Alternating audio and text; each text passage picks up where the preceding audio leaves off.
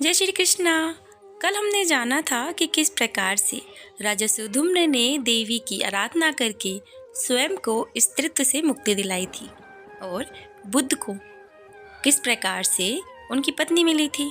तो आज हम राजा पुरुरवा और उर्वशी की कथा को सुनेंगे। सूत जी कहते हैं कि सुधुम्न के दिवंगत हो जाने पर प्रजानुरंजन में तत्पर गुणी सुंदर महाराज पुरुरवा राज्य करने लगे और उस रमणीय प्रस्थानपुर में सर्वधर्मज्ञ तथा राजा की रक्षा करने में तत्पर पुरुरवा ने सभी के द्वारा आदरणीय होकर के राज्य किया, अपनी प्रजा का पालन पोषण किया। उनकी राज्य मंत्रणा अच्छी तरह से गुप्त रहती थी और उन्हें दूसरे राज्यों की मंत्रणाओं का भी भली भांति ज्ञान रहता था। उनमें सर्वदा उत्साह शक्ति एवं उत्तम प्रभु शक्ति विद्यमान रहती थी। चाहे साम दाम दंड भेद ये चारों ही नीतियाँ उस राजा के वशीभूत थी। वे चारों वर्णों और आश्रमों के लोगों को अपने अपने धर्मों का आचरण कराते हुए राज्य का शासन करते रहते थे। वे राजा पुरुरवा विपुल दक्षिणा वाले, विविध यज्ञ करने वाले और पवित्र दान किया करते थे। अब राजा पुरुरवा के रूप, गुण, उदारता, शील और ऐश्वर्य और वीरता की प्रशंसा सुनकर के उर्वशी उन पर मोहित हो चुकी थी, उनके वशीभूत हो चुकी थी। वह दिनों में ब्रह्म के श्राप से पृथ्वी पर मनुष्य योनि में आई हुई थी, क्योंकि उर्वशी को श्राप मिला हुआ था कि वो अप्सरा ना होकर के मनुष्य के रूप में पृथ्वी पर रहेगी। इसीलिए वो पृथ्वी पर थी और राजा पुरुरवा का गुणगान सुनकर के वो उस पर मोहित हो गई थी। अतः उस मानिनी ने उस राजा के गुणों को जानकर उन्हें पति के रूप में स्वीकार कर लिया था। वह वीरांगना इस प्रकार की शर्त रखकर वहीं रहने लगी। उसने कहा, हे राजन, ये दोनों भेड़ के बच्चे मैं आपके पास धरोहर के रूप में रखती हूँ। हे मानद, आप इनकी रक्षा करेंगे। तो हे राजा, मेरी दूसरी शर्त यही है कि मैं केवल घी ही खाऊंगी, इसके अलावा मैं कुछ नहीं खाऊंगी। तो हे महाराज, तीसरी शर्त है कि सहवास के अतिरिक्त किसी दूसरे समय मैं आपको कभी भी वस्त्रविहीन अवस्था में नहीं देखूं। हे राजन, यदि आप इन कही हुई शर्तों को भंग करेंगे तो उसी समय मैं आपको छोड़ करके चली जाऊंगी, और यह मैं आपको वचन दे रही हूँ और सत्य कह रही हूँ। अब इस प्रकार उस कामिनी उर्वशी ने जो कहा था, उस राजा ने उन तीनों बातों को स्वीकार कर लिया। उर्वशी श्राप से उद्धार पाने की इच्छा से राजा पुरुरवा को प्रतिज्ञाबद्ध करके वहां रहने लगी। उर्वशी के द्वारा मुग्ध किए गए राजा सब धर्म कर्म त्याग करके अनेक वर्षों तक भोग विलास में ही पड़े रहे। उस पर आसक्त मन वाले वे सदा उसी का चिंतन करते रहते थे और अपनी प्रजा को भूल चुके थे। अब उस पर अत्यधिक मोहित होने के कारण एक क्षण भी वह उर्वशी के बिना रह नहीं पाते थे।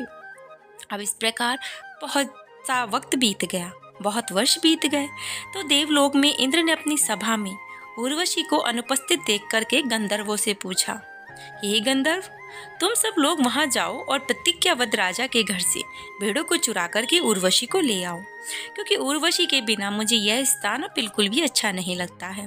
अतः जिस किसी भी उपाय से उस कामनी को तुम लोग यहाँ पर ला सकते हो, तुरंत लेकर आओ।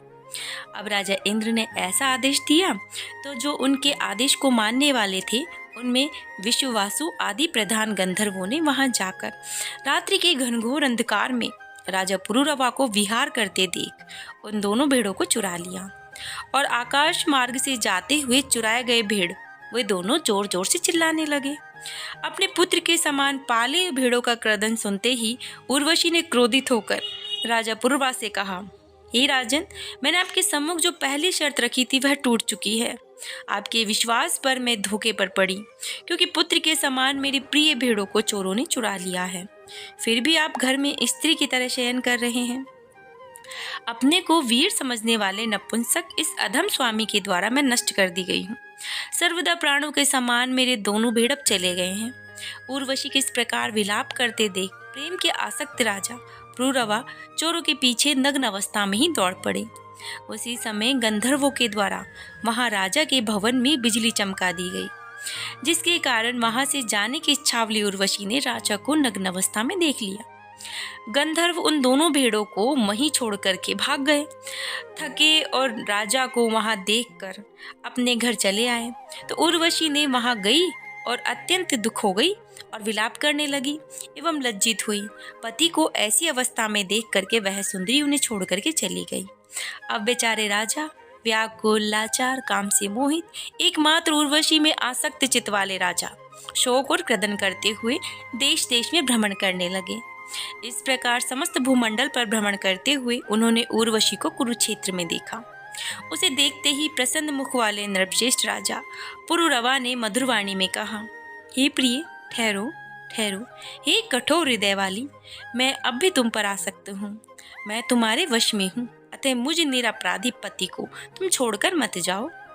हे देवी, जिस शरीर से तुमने इतना प्रेम किया, जिसे तुम यहाँ तक खींच लाई, वही शरीर आज इतना गिर जाएगा। हे सुंदरी, तुम्हारे द्वारा त्याज्य इस देह को भेड़िए और कौवे ही खा जाएंगे। इस प्रकार विलाप करते हुए दुखित, दीन, थके, कामांतुर और अत्यंत लाचार राजा पुरुरवा से उर्वशी कहने लगी। उर्वशी कहती हैं कि हे राजेंद्र, आप तो मूर्ख हैं, आपका ज्ञान कहाँ चला गया। हे पृथ्वीपते, भेड़ियों के समान स्त्रियों की किसी से मित्रता नहीं होती, अतः राजाओं को चाहिए कि वे स्त्रियों और चोरों पर कभी भी विश्वास ना करें। आप अपने आप पर विश्वास करें, अपने घर चले जाइए, सुख भोगिए, मन में किसी प्रकार की चिंता ना करें, अपनी प्रजा का पालन करें। इस प्रकार अत्यंत विषाक्त होने के कारण उर्वशी के समझाने पर भी राजा को ज्ञान रस नहीं आया। उस स्वेच्छाचारिणी अप्सरा के स्नेह में जकड़े रहने के कारण उन्हें बहुत ज़्यादा दुख हुआ। सूत जी कहते हैं कि मुनिजन, इस प्रकार मैंने उर्वशी के महान चरित्र को आप लोगों को बताया और मैंने बहुत संक्षेप में आप इसे बता दिया है। अब मैं आगे वेद में जो हुआ उसे विस्तार पूर्वक आपको बतलाता हूँ। उस सुंदरी आसितपांगी घृतांची को देखकर व्यास जी बड़े असमंजस में पड़ गए और सोचने लगे कि ये देवकन्या अप्सरा मेरे योग्य तो नहीं है, अतः मैं क्या करूं। यह अप्सरा भी व्यास जी को चिंतित होता देखकर भयभीत हो गई कि कहीं ये मुझे श्राप नहीं दे दी। उसके पश्चात भय से व्याकुल वह अप्सरा एक शुकी का रूप धारण करके वहां से उड़ गई। व्यास जी उसे पक्षी के रूप में देख करके आश्चर्य पड़ गए कि भाई ये ऐसे पक्षी के रूप में कैसे रूप धारण कर गई। अब उसे देखने मात्र से व्यास जी के शरीर में काम का संचार हो चुका था। प्रत्यंग में काम का प्रवेश हो जाने के कारण उनका मन अत्यंत ही विस्मय हो गया। उन्हें आश्चर्य होने लगा। बड़ी धीरता के साथ मन को रोकने की चेष्टा करने लगे, पर मन था जो कि काम के आतुर हो चुका था, कामदेव के वश में आ चुका था। अब उस चंचल मन को व्यास मुनि वश में करने में असमर्थ नहीं हुए। अब इस प्रकार घृतांची के द्वारा मोहित तेजस्वी व्यास जी का मन अनेक यत्न करने पर भी भावी संयोग के कारण उनके वश में आ चुके थे। आगे व्यास पुत्र शुक जी के अरण्य से उत्पन्न होने की कथा को हम सुनेंगे, जिसको कल सुनेंगे। तब तक आप श्री हरि भजन अवश्य करें। बहुत गर्मी हो गई है तो छत पर पक्षियों के लिए थोड़ा पानी और दाना अवश्य रखें। जय श्री कृष्णा, राधे राधे।